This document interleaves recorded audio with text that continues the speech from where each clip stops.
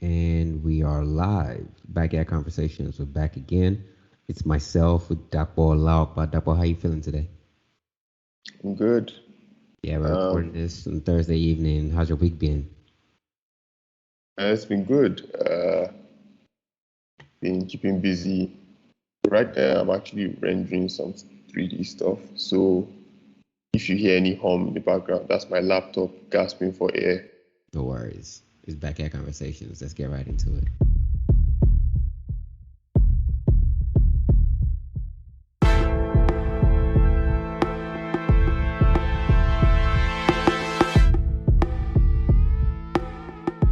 I think the first thing we should talk about today is Anthony Joshua's fight. Happened over the weekend. It was the biggest news on the web during and after the fight. And I watched all 12 rounds. And it Oh, was wow. something, yeah, it was one of those things where, I saw the entrance, I saw him come in. He had a really mean look, going. He didn't want to smile. He didn't want to talk to anybody. Like he was like full on focus. And then I was just rooting for him like the whole time, obviously. But the way the fight turned out, it was kind of unfortunate. How much of the fight did you see? I didn't see any of it. I just got on Twitter and started seeing people tweeting about it. And from what I started seeing, it just looked like he got his ass handed to him. Oh, Which was disappointing because I was like, no. it was really sad because I saw this fight, and I think the ninth round was where everything. And I I wouldn't say turn around. It was a moment where AJ gave his supporters a lot of hope. He did something we yeah, expected him to do, where he was rushing Usyk, and Usyk is the kind of person who I think he has way more endurance than Anthony Joshua. And one thing I also noticed about Anthony Joshua is his stamina kind of drops in the later stages of the fight. And so he struggles to even, shield his face and protect himself, which after the ninth round, yeah, because it's, you want to finish as early as possible yep, because with each round that keeps going, you're getting worn out more. And if someone is playing the defensive, then the longer the fight goes, the for more sure. they have the advantage. Exactly. And when the ninth round happened, it was something you would think, oh man, like AJ is in it now, right? Like he could actually win this fight. But the tenth round was the exact opposite. Like Usyk came out and beat the crap out of this dude, and we thought maybe Bro, okay, 11 is like AJ is gonna come back again, like it's gonna ping pong back and forth. We didn't see that. We saw glimpses of hope, like some body shots, but he barely. I don't even recall a time where he punched Usyk in the face or in the head. Like he didn't have a knockout blow moment that we gasped and thought, "Whoa, this could be it," right? On the mm, other hand, Usyk was just landing blows left, right, and center.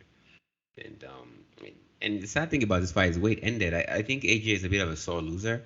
Either that, or maybe he's going through something deeply personal that we don't know because he's a professional, right? We can sit here and yeah. comment about how he fought, what he should have done, but trust me, I wouldn't square up with this guy, regardless of what it sounds like I know about the fight. And I saw what he did about, not really looking at his camp after the fight. I think he must have felt let down by the camp and the training regimen and everything that he'd been on because he waited 2 years to get this rematch, right? And once you Mm, lose back to back like this, it becomes harder to fight for titles. So yeah. if either you go back to fighting, I don't want to say street fighters, but people who don't really have belts or whatever, but it's gonna be a struggle for him to come back. But he still does have the brand. He's still AJ, right? And so there's Yeah. there's other stuff he can get into. It just kind of sucks. I guess whatever is next for him, it'll probably be like a one step back, two steps forward, hopefully, for Mm, him. Um, yeah. I mean, we're still all rooting for him. Oh, So definitely. hopefully he wins his next one. Honestly, that's what I'm hoping for. And to pile on the horror, on the same day, Kamaru Usman was there fighting and trying to secure his belt. He already had the belt. It was a challenger for the title. And I was out when this fight was on, and it was at a party somewhere, and we had some guys in the corner just streaming the fight on their phone. And every time I would check in, like, how's it going? And they're like, man, Kamaru's gonna beat the crap out of this guy. Like, Kamaru's like winning. And it's like, oh yeah, that's for sure. Like, he's handling business.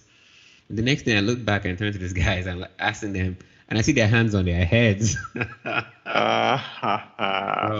I saw, man, I saw the kick they gave Kamaru. Like, oh my goodness, his face shifted. He felt like his eyes were just like shining like this, man, bro. uh, Man, I Kamaru have to got, go look that up on YouTube. oh, bro, you gotta. And the thing I heard about the fight, people who saw the entirety of it was like, Kamaru had this fight in the bag. All he had to do was just like wait it out and try and like get that guy to come for him because Kamaru already won on points and everything, right? But I think he got too confident and he still wanted to knock out this guy even though he was already winning. And this dude is someone who's renowned for his kicks apparently. And dude gave Kamaru one in the face, like boom, lights out, man, lights out. I'm sure Kamaru will come back though. I don't know what his next fight will be. There might be a rematch or whatever, but I'm curious to see his next fight. And I mean, in the next one, he'll probably just like take the points and run. Yeah, I know before the fight, he tweeted, I think a couple of days prior, like, man, I'm about to go beat another person speaking, right? Almost like, so confident. And then after he lost, he came back and tweeted, like, like, hey, winners fall or something like that, but you got to rise again. And so, Stylebender of all the fighters currently, I mean, there's more than just like Kamaru, Stylebender, and AJ like repping Nigeria in physical combat, quote unquote, or Yeah. fighting sports, but they are the three more popular ones. Yep. And I think Stylebender is still one of the guys that's still like on top. I don't know when his next fight is gonna be, but definitely all I was eyes are gonna gonna ask be. that. Yeah, all eyes are Yeah. definitely. We don't want the 3-for-3, I beg. A trick of ass whooping. All right. Oh man, let's talk about the elephant, or should I say the dragon in the room? The HBO House of the Dragon premiere. Oh boy. I know you haven't finished the episode, the pilot. I haven't. I started it just before. No, not just before, like minutes before we got on the call. But I got caught up doing some other things and then had to pause. Uh, and in fact, I didn't plan on like watching it, following it like that. My Yeah. plan was just, I'd wait it out Mm, and see what other people have to say about it, and then maybe go binge watch it after like a couple of episodes have already come out. right. But all of the reception I've been seeing online was like positive, positive, positive. And so I was like, okay, I might as well not let people spoil it for me. So let me just go ahead and, jump in. Plus, I mean, I really like Game of Thrones. This is also an opportunity for HBO to kind of redeem the bad tastes they left Hmm. in our mouth from Yeah. the Game of Thrones ending. Agreed. And I know I read somewhere recently because there's no way that this is not going to be compared to Game of Thrones, right? This is Oh yeah, literally, definitely. it's part of the same family. And George R. Martin actually wanted 10 or maybe even 12 seasons of Game of Thrones and was truncated to 8 seasons, right? And it seemed like it lasted forever. It's like it was this fantasy epic. One thing I will say though is, thankfully HBO don't have to essentially spend as much money in making this show as they did Game of Thrones because they will still have a lot of things left over in terms of like props and even VFX assets, right? But they did an amazing Uh, job with this. well, I mean, this is one of the most expensive TV shows made, and from the very first episode, I mean, before Yeah, we started seeing, like big CGI dragons in Game of Thrones, that took a while, yeah, right? But here we're seeing that, full view right from the first episode. oh yeah, So and the fact, they're already spending that money. Um, you know. yeah, oh yeah, they are. And fun fact, one thing I discovered recently at a VFX conference was some of the assets they use for crowd in Game of Thrones Yeah. were some of the weather digital assets they reuse from like Lord of the Rings, when they had like orcs or whatever. And Yeah, so, because like that's one of the largest crowd simulations ever put in film. Um, so I'm not surprised that someone would reuse it. Either they will reuse the assets, or they'll remodel, or they'll reuse the rigs, or they'll reuse, the scripting for variation, things like that. yeah. Like, And to your point, I'm looking at GQ right now, and it seems House of the Dragon is costing HBO $20 million per episode. Um, yeah, where Game of Thrones, the first 5 seasons were on average 6 million per episode, and then season 6 and 7 were like 10 M per episode. So yeah, this is immense, right? And it still pales in comparison to New Lord of the Rings from Amazon. And that's been yeah, already, that one is even go cost even ahead. more. Yeah, it costs us So that one more. even cost even more. Yeah, Yeah, over $400 million so far, the budget. And I know there's been a couple of reviews out already. I haven't read any because even if they say spoiler free, I don't want to get a taste of it until I can actually watch it. But people are saying, yeah, it's big, it's bold, it's beautiful. I think that's a quote from Variety magazine or something like that. And I'm not sure, but I heard somewhere also that they're gonna be releasing the first 2 episodes in theaters, which is it's kind of like a bold move. I don't think they're hmm. doing it for the ticket sales. I feel like they just want people to have the big screen experience. Yeah. It's like maybe it's like a marketing thing, like a lead-in to get people to go Exactly. watch the rest of it. Yeah, Exactly. And I forget who was commenting about how the comparison is fabricated. It's not real. The one between Game of Thrones and Ring of Power. And I couldn't help but like, scoff at that kind of comment. Like, it's inevitable, right? These are epic fantasy of shows course, of course, of released side by course. side. You know, Yeah, it has everything. It like has streaming wars. It has even the books, like whenever, a high fantasy or epic fantasy novel comes out, yeah, they would often get compared to Tolkien. They will often get compared to now George R. R. Martin. So, and then both shows coming out at about the same time. Of course, they're going to get compared to each other, like no doubt. it's inevitable. I'm almost certain I'm going to be watching every single episode of both shows, and I will have my honest review. And so far, the House of the Dragon, I'm not going to say like it blew me away or anything, but I think it was really good, and I know it's only going to get better. Yeah, I can't wait to finish this first episode. And of course, how I feel at the end of the episode will determine how hype I am for the rest of the season. Oh yeah, that's for sure. And let's pivot to sports right now. Last time you and I talked, Man U had just gotten a trouncing, and it seemed like they were gonna follow it up with even more whooping at the hands of Liverpool, who Yeah, you won. were being pessimistic already. I was, and honestly, the Man United manager, Mr. Eric Ten Hag, is gonna make me eat my words because what I saw in that game, because I saw the full 90 minutes, I was kind of confused Yeah. for a bit because it seemed like how there's a simulation that breaks, and you're like, yeah, something is happening somewhere. Like football is broken. To be fair, Liverpool have started the season on shaky foot, right? They Mm, haven't won a game yet this season. They drew mm. their first game against Fulham. They drew the second game against Crystal Palace. They could have lost that game easily because they even got red carded. And going to Old Trafford after a 9-0 aggregate last season, it felt like the perfect game for them to bounce back and change their fortunes. But nah, man. Man United had a I point to wasn't prove. having it. No, they, Yep. they, they really were not having it. And apparently, what happened after the game they lost to Brentford 4-0 Yeah. was because Brentford had run 8.5 kilometers more than the United players on the day. The manager made sure they all ran that 8K during like the day off they're supposed to have it. He canceled the day Ooh. off. So he said you're gonna make up that 8K you lost on the pitch.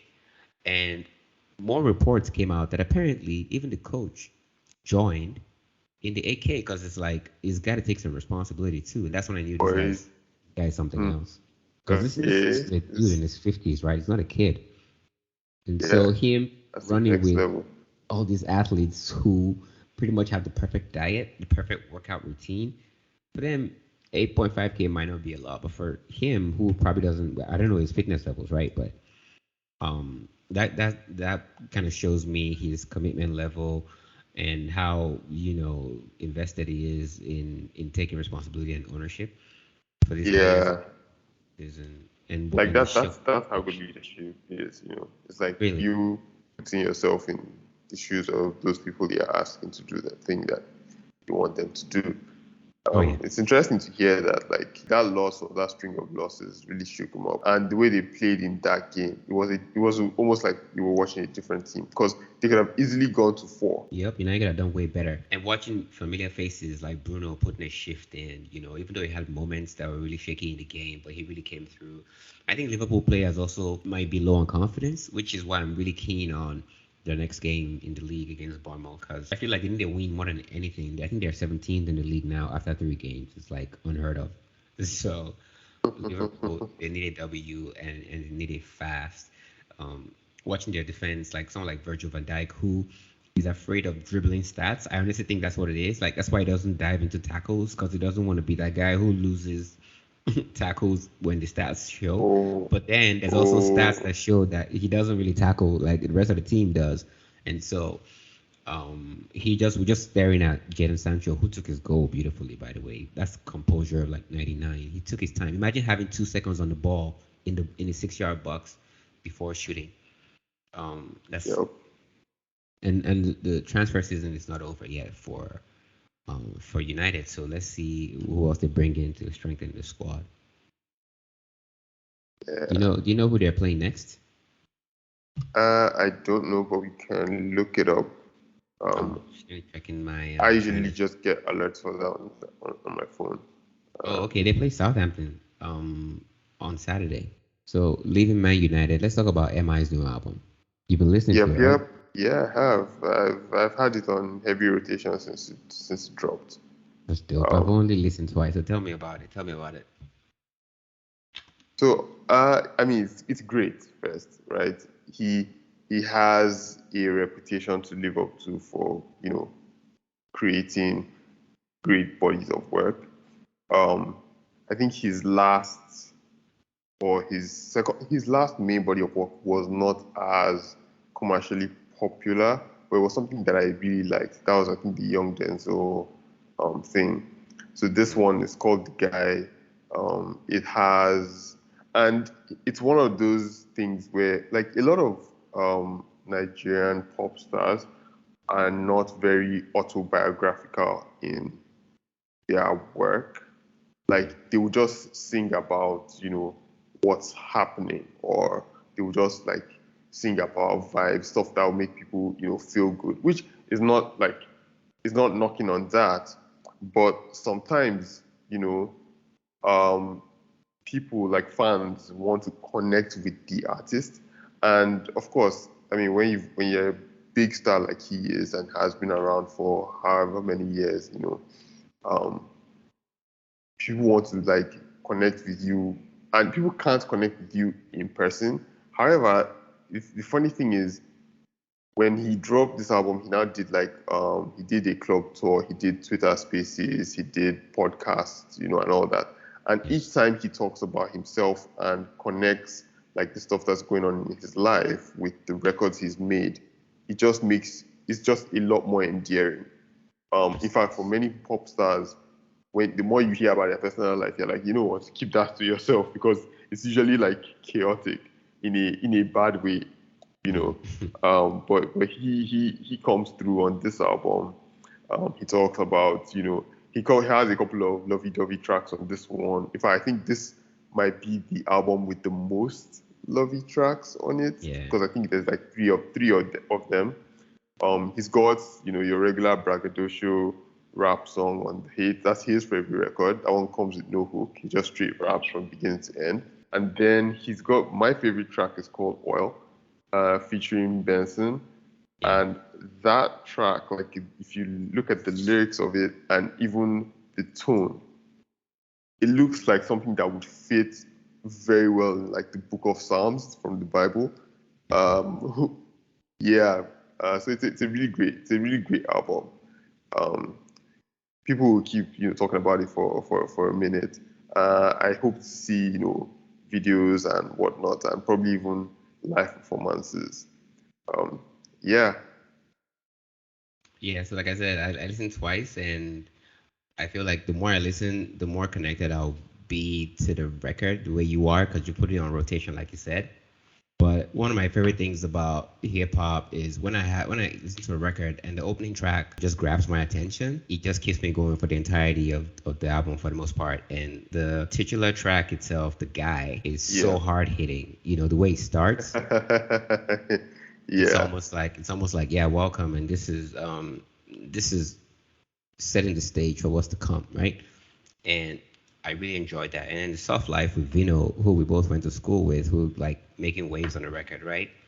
And Yeah, how they're able to tie that soft life slang to um, Tony like getting Elumelu you to and work his hard wealth. and all that. Exactly. Yeah, like And to so me, this soft life track, like I heard it and I was like, okay, this is the Bullion Van of this album. You remember Bullion Van? yes, that makes sense. Yeah, yeah. So Yeah, the theme that's what I carries thought of over. that track, right? But Yeah, what Bullion Van was about, like saying how wealthy you are. This one is saying that you're wealthy, but you're wealthy by working hard, exactly. which just shows like growth and maturity. If you think about between when Bullion Van came out and this one, um, That's what you want to yeah, see, right? That's what you want to see on a yeah, record. yeah, You want to yeah, see your artists, like you want to see their characters, the way they evolve. Um, yeah. and then he had Nas on the record. You didn't talk about Oh damn! So that. that was a big omission, but Um, I really liked that record. Uh, and I mean, he got onto that and said, like they had to go through lots of people to be able to get the connect, get the record, get it cleared, and all that. Um, so I would even give hats off to whoever, like the producer and the mixer, um, is for that record, Yeah, because when you have features like three people like that, him, Olamide, and then he went on Twitter and said, like he just asked Olamide for the hook, Olamide gave it to him next morning, which is a in a very good day. chorus. Yeah, in a Yeah. day. So whoever produced that, like the thing is when you hear a feature, most people imagine that the two or three artists are in the studio at the same time. But the truth is that that doesn't happen very often. Yep. So when you have like bits and pieces of it like that, where Emma is maybe recording in Lagos, Nas is recording, in US, Olamide and Emma were not even in the same space. Probably maybe he recorded this in his home studio or whatever. Um, then you now have like you need a producer to be able to put it together to make it feel like, you know, uh, all three artists were on the same track. Which I don't know who produced that track, but whoever did, whoever mixed it, kudos to them. Kudos to all the people who were able to get Nas on the track. Because you want to be able to feel like, I mean, Nas is an OG. Everyone in rap looks up to him, but you also want to feel like, like your greats here Yeah. are doing stuff at the level as your greats there, which is brilliant to see, both of them on that track. Funny thing again was I thought Olamide was going to rap on that track when I saw the track listing. Yeah. So, but then he just came and crooned a hook, and I was like, well, this is brilliant. Like, it works. It definitely It works. it works. You expect somebody who's so versatile like Olamide, or somebody who will really like kill if he had to rap, but he decided to just like lay back and just just hook it up basically. Yeah.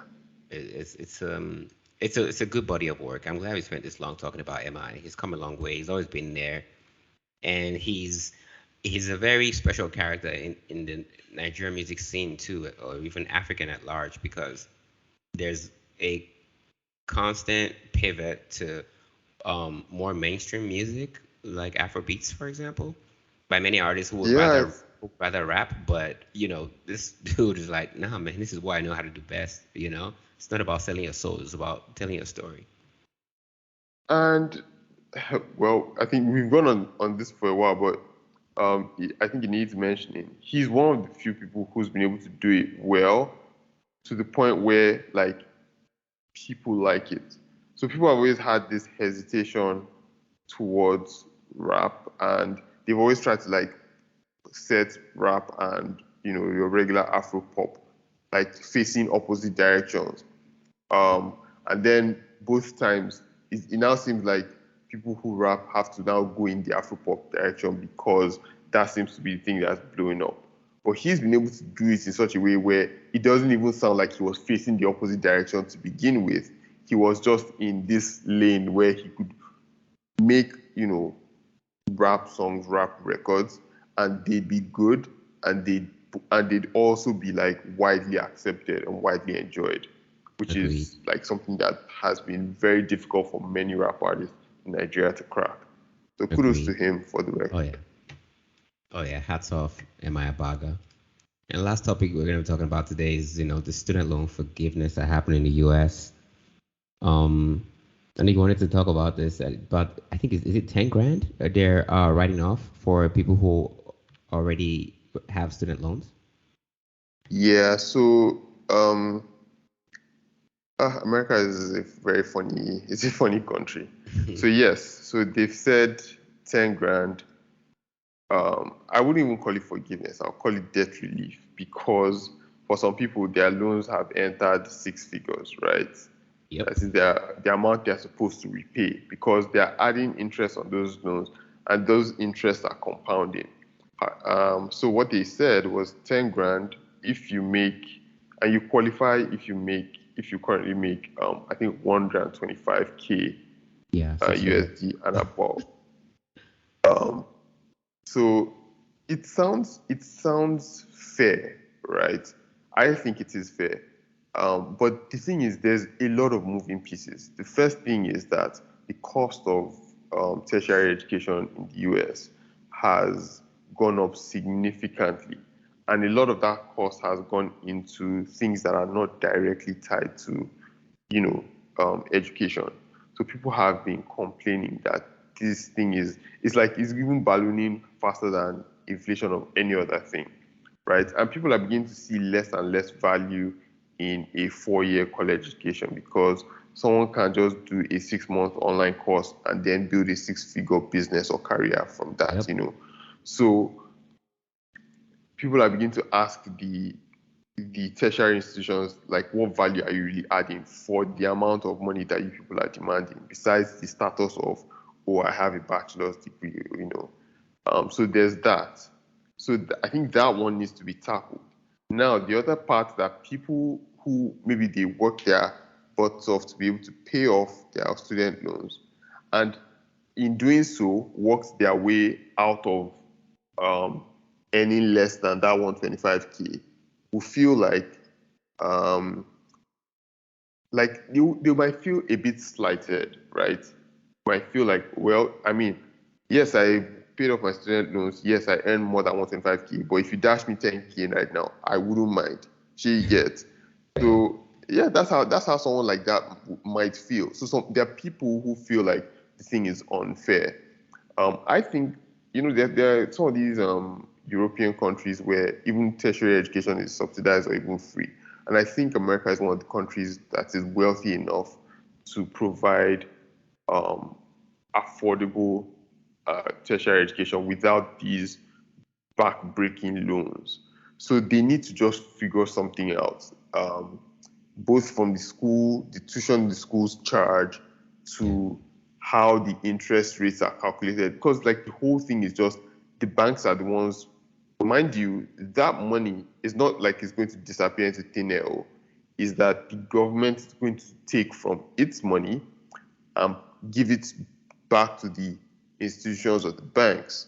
Right. So it's not like the money is just going to disappear on behalf of the people who are owing that money. So now someone who feels like they've paid theirs and they're still paying taxes, they now feel slighted like, oh, okay, so I'm now basically paying for somebody else. But that's the part where you might now want to appeal to people's sentiment or sensibility. Like this thing has been breaking the backs of many young people, like for real. So um, I don't think like the kind of arguments I see online about it can be very dismissive. It's one of those things, and America hasn't had a culture of, nuanced back and forth conversation in a long time.